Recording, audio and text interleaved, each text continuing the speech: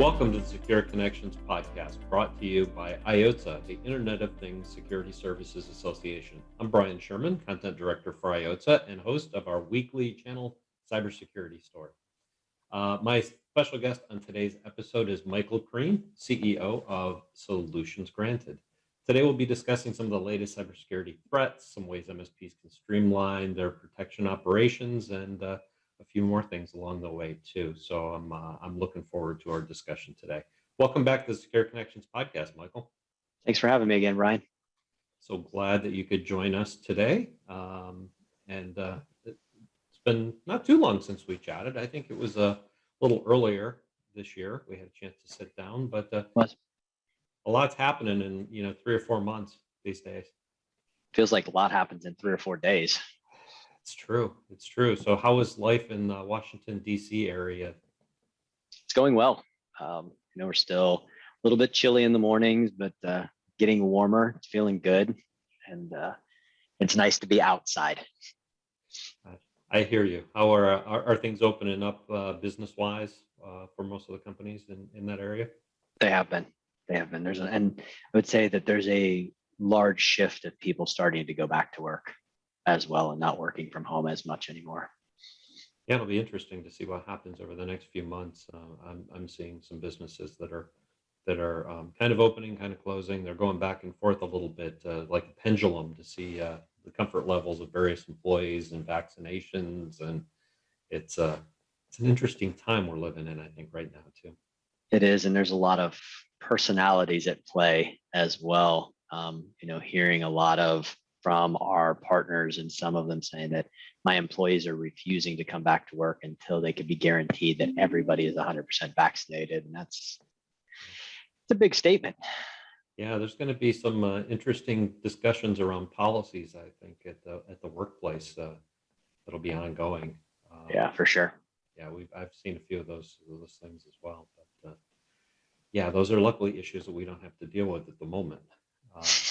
Not yet, but it's coming fast. Yeah, we get to talk about cybersecurity. That's the better part today. So, we've obviously spent a lot of time over the last year talking about the pandemic, its effects on the business community. It's hard not to, with all the disruptions that it really caused the MSPs, vendors, everybody, honestly, not just in the channel community, but outside of it. Cybersecurity is obviously one of the things we've been focused on, is how it changes. What types of security challenges can the business community expect in 2021 from your discussions that you've seen? What do you think's ahead? I don't think certainly there's always new attacks and the landscape changes, but I think a lot of what is out there and is ahead is not forgetting how to do the old things right and do them well, and keeping it at the forefront of the mind. That's really some of the messaging right now that we're trying to reinforce is, look, everybody wants to pick up a new penny when they see it on the ground because it's shiny and it's pretty and it feels good. But, that old penny still has some value. It actually has the same exact value. And there might even be some more value to it because there's some ease of use and some comfort level there. And, so our advice at the moment is don't be so interested in the new thing when you're still not even doing the old thing well. Yeah. Or did you find there were, some of the practices that were done prior to the pandemic that MSPs have kind of walked away from and haven't gone back to yet? Is there anything in particular? Yeah, for sure. I mean, obviously there was a huge push and a quick, fast push to get everybody working from home. And so a lot of terminal servers were stood up without VPN access, without two-factor authentication. And because it worked, because it quick, it was easy, people moved on to the next thing. We've got to move on. We got to keep this part going, got to keep that part going. And there's been a lot, and we've all seen it, and you've seen the stats on it for the last year, that those terminal servers are still out there and they are still being compromised left and right. And so it's, I think we have to get back to following some of the advice of Microsoft, following some of the advice of NIST, following some of these things that were always the right thing to do, that we, because of the urgency of the moment, we stopped doing the right thing and did the thing to just make it work. Sure. You do what you need to do today, and then have to go back, but the today has been, a year in many cases for businesses. So it makes me Yes. wonder if you don't have people going back into their office and, hey, let me fire up my PC that hasn't been used in a year. Do you think the communication process between MSPs and their clients needs to be changed right now, just to say, hey, here are the things to do checklist when you're going back in? Are Yeah, you for seeing sure. much of that going on right now? Some of it, but not enough. I think some MSPs are a little gun shy. They are, they know that their customers have gone through some really tough financial times. I mean, we all have. It hasn't been great. And we don't want to rock the boat too much. And we don't want to tell them, hey, I need you to spend X dollars extra because we need to get everything back up to where it was. Or we need to make sure that we put all of those good procedures back in place that we were doing before. And that's going to cost some money. And I think there's a little bit of well, I know you don't have it, or I know you don't want to spend it, and you're being very cautious with it, but you really need to do it. And it just probably doesn't feel good. It's that idea of, I want to support you, but we've really got to do it my way because you didn't hire me for my good looks or my magnetic personality. Right. It seems like a good place right now just to have like a communications checklist to send out to specific clients to go, hey, if you're coming back in the office, these are the things that you need to consider. It's kind of the soft sell kind of thought of, hey, have you done these things? And that way, if they go in and start firing stuff up without following that list, it's a little more on them than the MSP. We did have one good conversation with an MSP yesterday, and one of their larger customers has got a plan to bring their employees back into the office on the 15th of June. And they were very forward thinking, like, well, how do we check all of these devices that we haven't been able to check in the last year? And what are the things that we can do to make sure that we don't introduce something into the environment that's been lying in wait that will then just become catastrophic? And so I thought that was a really great conversation and a good way of looking at it. You haven't been able to do your best. You've been doing good, just hasn't been great. So now let's make sure it's right before it walks back in the door and gets ugly. Yeah, I can imagine with a lot of machines too that have been in remote environments, bringing those back in might not be up to par in some cases. That might be a generous statement. For sure. Yeah, I think you are being generous. Yeah. Yeah. Any other thoughts? How will the changes in remote and hybrid work rules affect some of the cybersecurity risks? I know we touched on a couple of them. Are there other concerns right now for the channel? For sure. I mean, it's still, it's a year of us all learning. We've all been in the years previous to this have been really focused on a traditional, more brick and mortar focused four corners where your customers exist. The last year has accelerated, and I think there's continuing changes to come. Lots of businesses have learned that they can operate remotely. And I think hybrid is going to be a big thing. I think it's going to be a really big thing. I could even tell you that as we've interviewed some new analysts that have come to work for us, there's been questions like we've never heard before. Well, how many days a week am I going to get to work from home? Not how many days a week can I, but it's almost implied of how many days am I? Like, wow, I didn't even think that was really a question, but apparently it is. We're just starting out here. We're throwing this out. Yeah, they're laying the gambit down, but it is I think, a different environment because it's not like, hey, do you allow remote work anymore? It's like pretty much everybody allowed remote work in the last year. So they're moving to the next stage and just saying, how much? And I think financially, there's a really good reason to do that because if you can get rid of some of that physical footprint and you save that money, and that's the conversation that I believe the MSPs can have. If you're planning on doing this, which then reduce some of your overhead and your expenses, well, then you're already spending that money. Maybe take a portion of that and put that into your cybersecurity budget. Put it into making sure that you are doing some things that are meaningful and purposeful that will yield a good result. Not spend it all, but spend some of it. Yeah, we were having a discussion in the IOTA Advisory Council here a few weeks ago. And I hadn't even thought about that. I mean, we thought about the real estate part, but it's not like you can turn on and turn off real estate. There's contracts and leases, and many companies, Right. I guess, have multi-year leases, not just like Mm-hmm. 1 year lease. So they've got to these transitions may take place over the next year, 2 years, 3 years in some cases as they can get out of their contracts and back down. But yeah, I think it's going to be an ongoing assessment of what do we really need, and especially areas like, you think about San Francisco and high real estate, and New York City, high real estate places, is significant savings can be had. But what does it look I like? would not want to own a bunch of commercial real estate at the moment personally. No, no. I mean, I live in a small town, and the funny part is our commercial real estate all got bought up in the last 3 months. We had some major buildings for sale, and they all Mhm. got bought up, and everybody. It was kind of confusing in this era, but businesses are, because they're moving out of the bigger cities and coming to the small town. I have heard that. I was talking to a partner and it was Seattle. No, it was Portland, Oregon. Sorry, I was talking to a partner and he was saying that a lot of businesses have started moving out of Portland downtown and moving out to the suburbs because they're just a little frustrated with things that have gone on and they feel like they can better service themselves and their clients and their employees by moving out to the suburbs. Yeah, and if you can have a hybrid environment where they only have to come in a couple days, even if it's further drive, you've made it easier. You might have more parking. Mhm. There's a lot of benefits to being in different places sometimes. So Yeah. yeah, that'll be an interesting thing, I think, to keep track of within the MSP community, is how transitional their clients are, and the end users in particular, over the next couple of years. It's something to keep an eye on. But let's kind of switch. I want to talk about the MSP community in general, and the signs are pointing, as we talked about, positive, as the pandemic's not over by any means, but things are moving in the right direction. I think some optimism abounds. We have to, I think, after the last year. But let's talk about the economic part. What concerns are you hearing from your partners? What's the mood, kind of the business outlook you're hearing? Nothing negative other than the fact that they'd like to have a day off. And that's a good problem to have.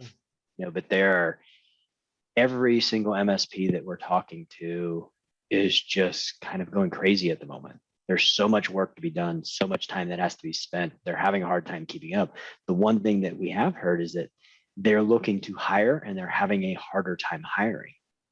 In certain markets, they're having a really difficult time, like that one particular MSP in the Portland area, because there is so much with Microsoft and Google out in that general Northwest corridor out there, saying they're having a really difficult time getting qualified talent because the big tech Particular companies are skills? gobbling.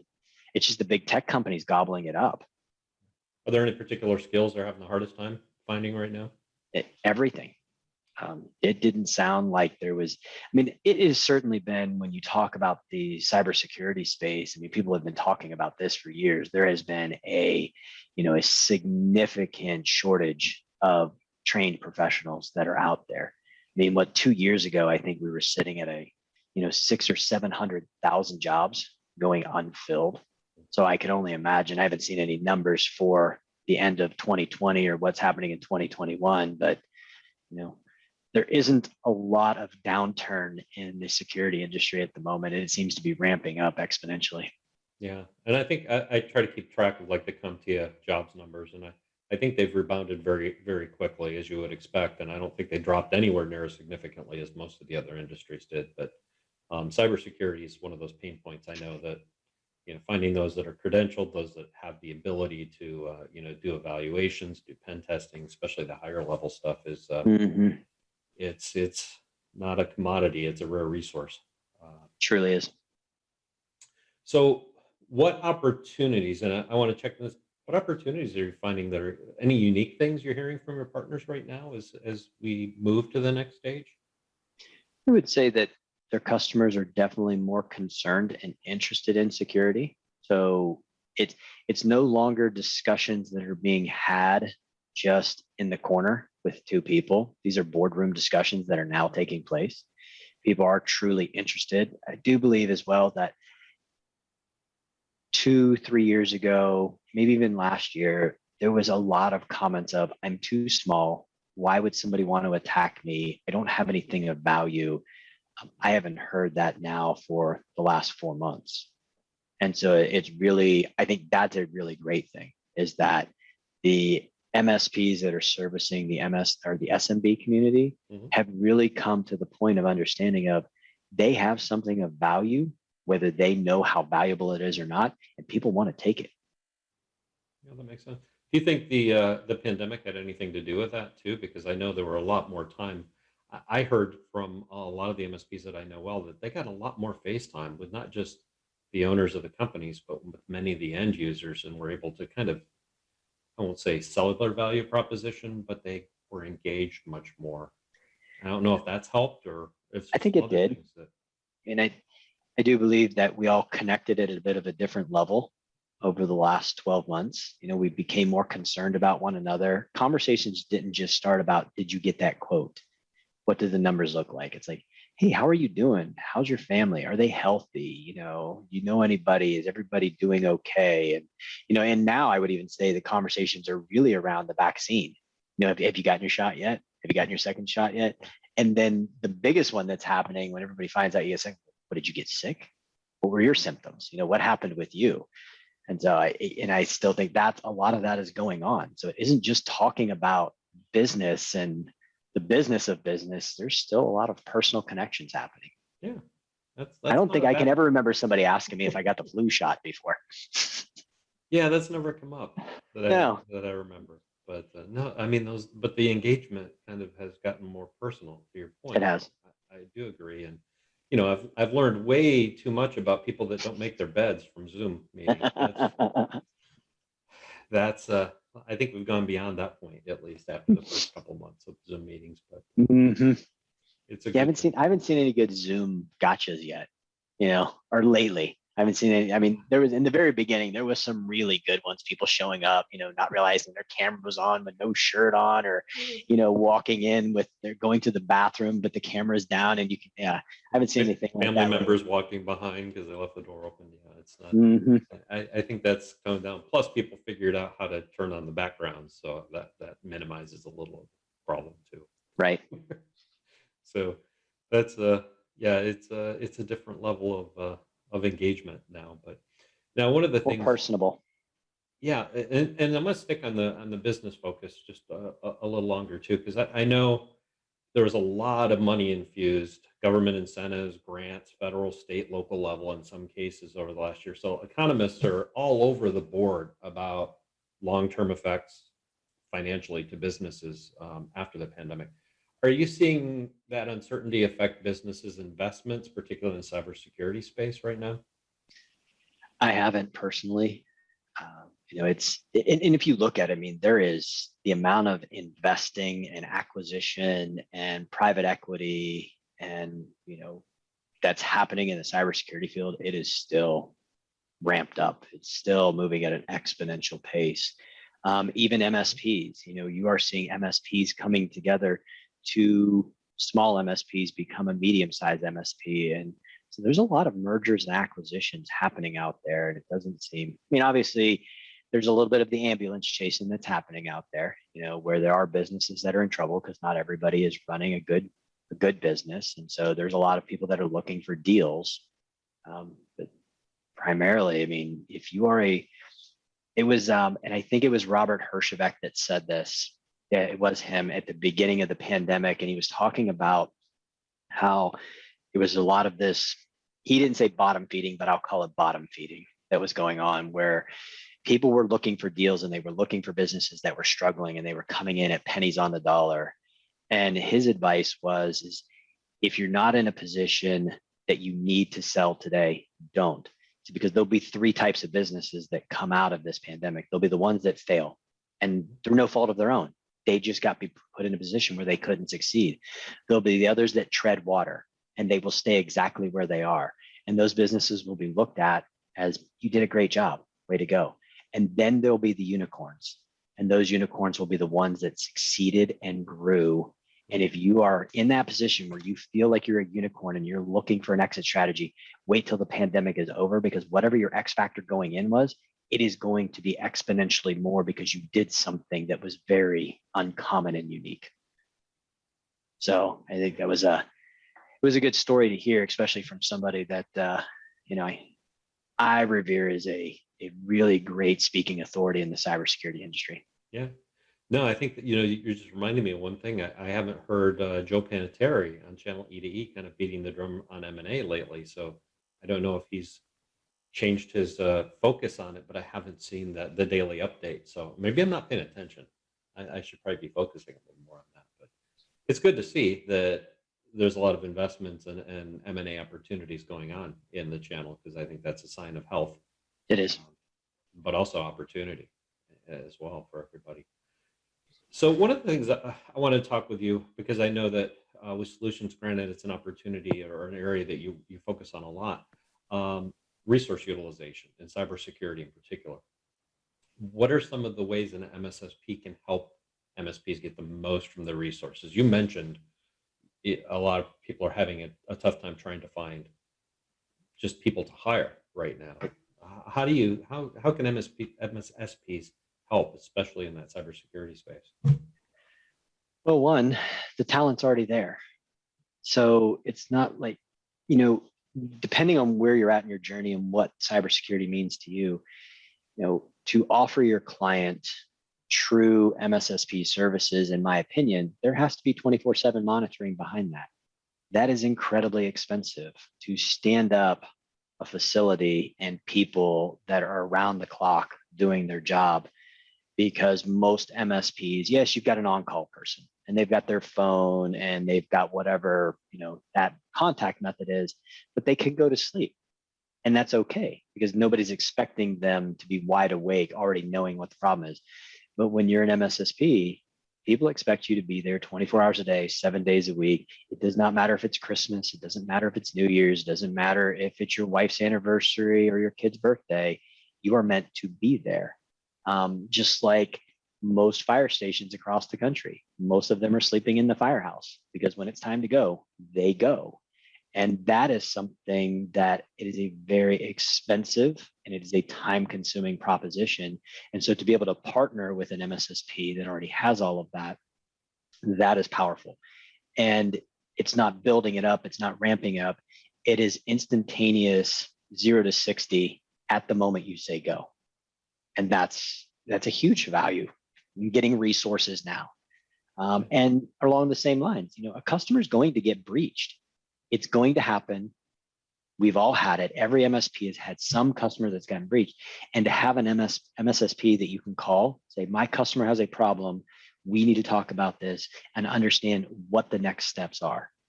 That is a huge benefit to an MSP, to be able to call somebody, to have that relationship, to be able to know that they can get exact guidance that they're going to need at that moment in time and not have to, let me Google what are the next 10 things to do when I've been breached. Yeah, no, I think that's a particular one of the big problems, which is a good problem to have for MSPs. I think right now is that they've been growing so fast that they have a hard time scaling. Mm-hmm. And particularly when it comes to the more time intensive areas, you have to focus a lot.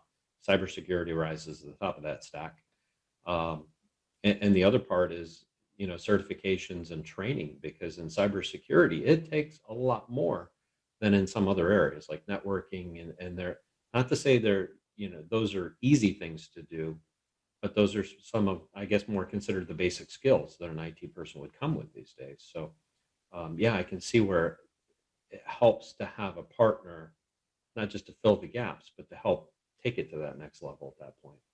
But somebody who is not dabbling in it and somebody who is focused and dedicated to it, because MSPs have to know a lot about it's almost everything. Yeah.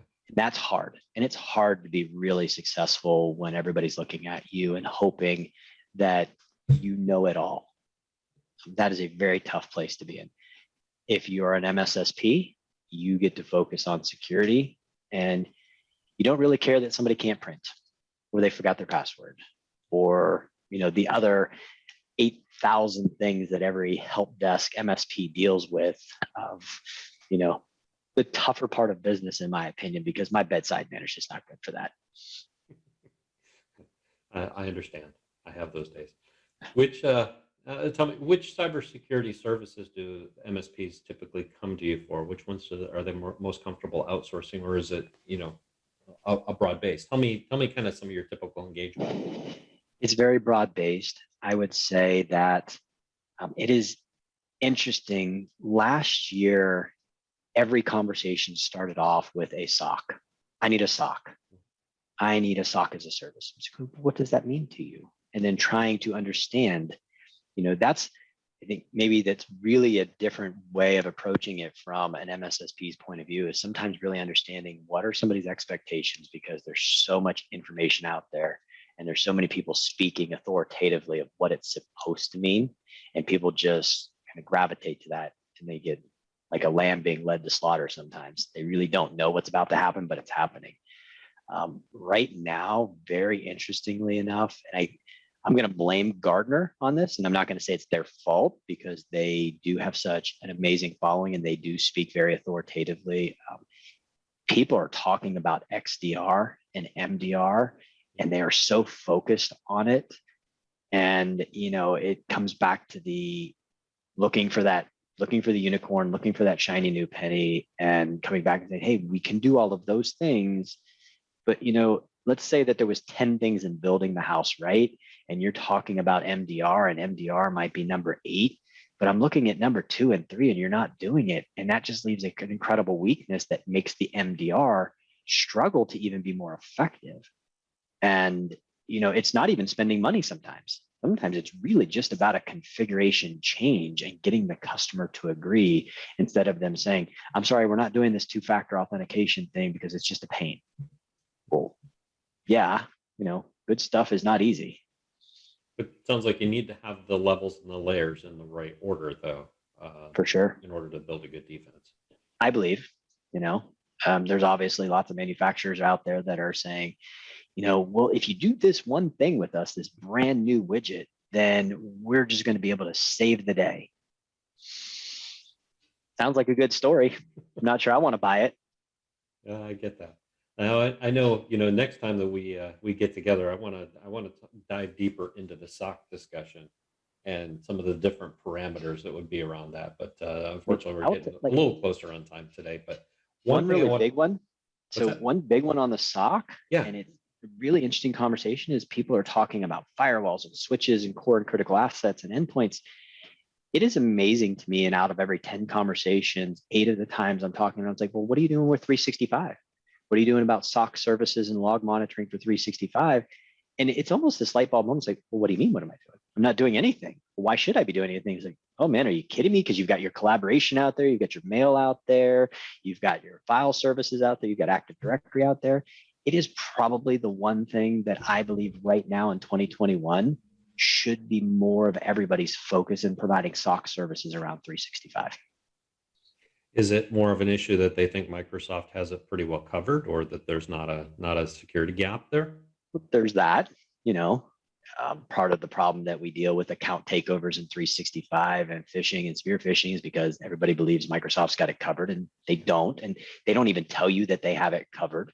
Now, obviously, they're selling much higher end security offerings to cover it, which is very expensive. But I don't think people are just thinking about it. It's hard when you transition from that idea of the thing that I can touch, the firewall or the file server or the Active Directory server, and I can physically put my hands on this thing, to the thing that is now out there in the cloud that I can never touch, I can't really see, and you just maybe lose focus of what it is and what it should be and how you can defend against it. That makes sense. So one thing I wanted to step back to is talk about the engagement with MSPs between an MSSP and so when they come to you, do you have an evaluation process or a matrix that determines the best engagement opportunities? Kind of, what does that look like? I'm assuming that each MSP partnership can be a little different. Oh, for sure. You talk to an MSP and maybe they're managing 500 endpoints, and they're in an operational efficiency journey that's here. But then you talk to an MSP that's managing 5,000 endpoints, and they've been at this for 20 something years, and their operational journey is over here. So, you definitely have to tailor the conversation to the people that you're talking to. And even we're seeing MSSPs that are coming out that are brand new, that they've been MSPs for a very long time, and they've decided they're now going to add the additional S to their name, and they're going to provide security services, but they don't have their stack yet. And so they're out there on a journey trying to even just build the stack and then figuring who they're going to partner with. So I'd love to say that there's a matrix, but there's not. It's almost like being a really good investigator. You have to listen to everything and listen actively to really hear what people are saying, and then get them to understand where they're at in their journey, and then how you help them along the way. I mean, there's some basics and principles that we want everybody to do. And, I think that part's not too hard. It's just, again, I keep saying it, it's really hard to get people undistracted from that shiny penny. Yeah. Because they come in with some really strong ideas of just what it's supposed to be. Yeah. I guess the critical part is making sure they call you and you set up a discussion and get the conversation going. Yes. Great. Well, one thing I want to check in too is do you have anything in store for Solution Granted? Kind of what's on the horizon for you guys in 2021? 2020 was such an amazing year for us. And I don't say that, to brag or boast, but it was for sure, it was our best year, revenue wise, employee wise, MSP wise. And I don't think we're going to change a lot in what we're doing in 2021, because if we had such a great year when the economy sucked, 2021, I mean, what I am looking forward to is getting back out on the road. I would like to say that's a big new thing. Yeah. Not new in 2019, but it's going to seem new. I haven't physically been to a conference since February of 2020, and we're going to be able to hit our first live conference in Houston in May. So that's a big thing. That's new one on the horizon. So we are looking forward to that. Yeah. No, that's great. I know IOTS's getting itchy to get back on the road too. So yeah, we're all, I think, looking forward to that. And it's, it almost does seem like we apologize as an industry for saying 2020 was a good year. The pandemic did really well for cybersecurity in particular, but at the same point, it was because it showed the value. It was really kind of a watershed moment, I think, for the IT channel, services channel, just to show, hey, you know what? Everybody's important in this space. And that was probably the best takeaway, I think, of all from all this uncertainty over the past year. So I love to at least have a positive to take away from it, because we know there were a lot of negatives too. But very good. Any final thoughts you want to share with us today before we sign off? No, I think, the best advice that I can give every MSP out there is don't allow the tail to wag the dog. Yes, the customers are writing the check, but you are the expert. Don't let them tell you what needs to be done. You need to tell them, not controlling, not cocky, but just as their advisor, just like you would want your doctor to be that resource and that fundamental, I've got you covered. This is how we're going to take care of you, and it's going to be good from this point forward. And this is our plan of action. Yeah, no, I think that's great advice, is especially standards are so critical today. Not compromising standards is probably the mantra that MSPs need to take forward in cybersecurity. For sure. Very good. Well, on behalf of IOTA, I'd like to thank Michael Crean from Solutions Granted for joining us today. I'd also like to remind our listeners to check out our all-new resource center at iota.com.